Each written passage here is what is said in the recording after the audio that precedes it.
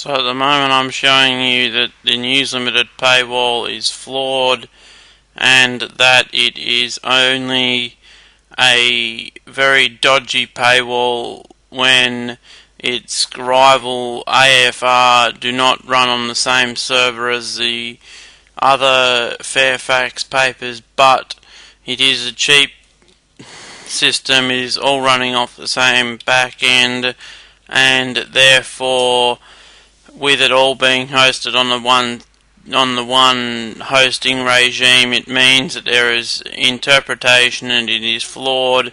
Even when I go to the Herald Sun website, let's just say I wanted to get that article of Sandy and it's a logged in one, all I simply have to, it's one that's on the Herald Sun paywall, I can simply tack that story ID on like I have on other ones, even from the Australian, and just go to erasing that all the way up to there, then tacking that on to the end of that Adelaide Now, which is the advertiser's website, and before you know it, that's a login.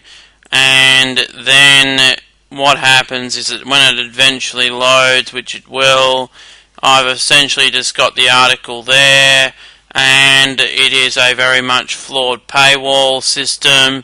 It isn't the bestest of paywall systems in Australia.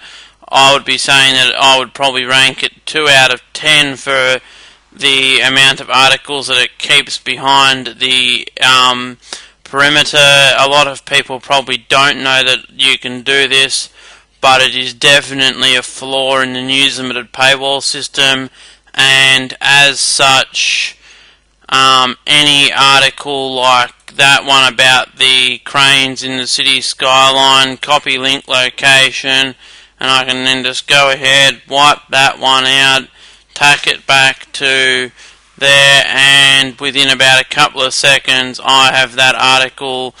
That little tag says that it's free. In fact, there's always ways around that with the News Limited paywall, and as such it is a very flawed and mismade paywall, and I think that there is a lot that needs to be fixed with it, but yet again, no, it depends on the budget, it depends on a lot of the content on the website, and it depends on whether they're willing to host every single website on its own little dedicated server, which at the end of the day I don't think they will, but this is the flaw that it comes from. They're also not using the bestest of web application software. I might have to add, it's not the greatest of software like that Future Fun thing from the Australian. I just have to grab that story ID key there and then go to tack that on, and it will, even at the end of that URL just like that, the story ID is the one that picks up. That one's no more than just a bit of a explaining what it is, but essentially it's not the greatest of systems. It has got a big flaw in it, and without proper investigation, they have not been able to keep the articles encrypted on those websites.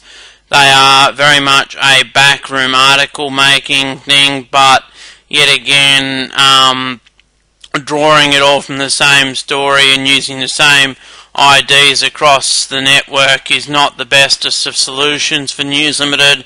And in fact, they claim it as subscriber exclusives there.